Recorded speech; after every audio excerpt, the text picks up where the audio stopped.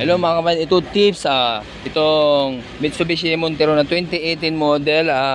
Ito walang supply dito sa cigarette lighter no. Naka-ground to.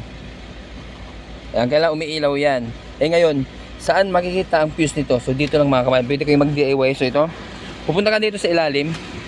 Ito, tanggalin mo tong cover. Yan. Pag ito.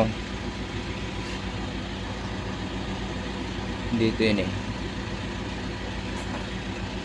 cigarette lighter. Ayun Ayun Yan. So 15 amperes. So may may test light kaya natin na ganito. Pupunta ka sa ilalim, yan, di ba? Yan. Tapos okay.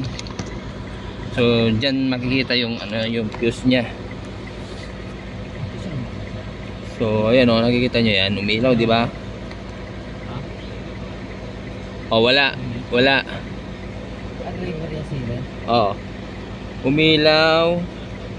Wala. So ito mismo yung yung fuse niya. Magbilang ka lang tatlo, 1 2 3. Pangatlo dito sa itong kulay blue, 15 amperes.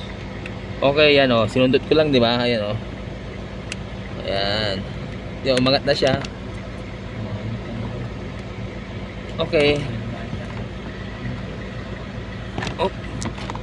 Lungnos, wala yung lungnos para lungnos sandali.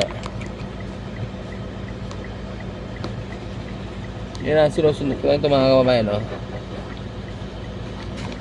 kung may lungnos kayo again lungnos na para mabilis.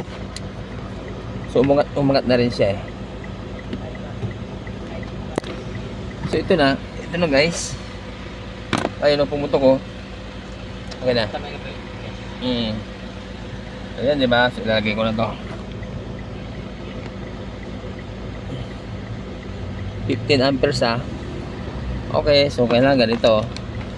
Kailangan umiilaw. Kailangan hindi umiilaw isa, di ba? Yan. Okay, so dyan banda makikita ang fuse ng Mitsubishi Montero na 2018 model. Test light ko to. Ganyan, umiilaw Kailan pag mag-test light, hindi dikit niya sa ground. Ayun nakita nyo? Alright. Testing mo. Minsan kasi pag minsan grounded to. Kaya kailangan pag ka dyan, wag iikutin. Ganito lang. Ayun So may supply na. Alright. At saka ito tips pag wag ugali na iikutin yan. Minsan pag inikot nyo, yun nagka-grounded.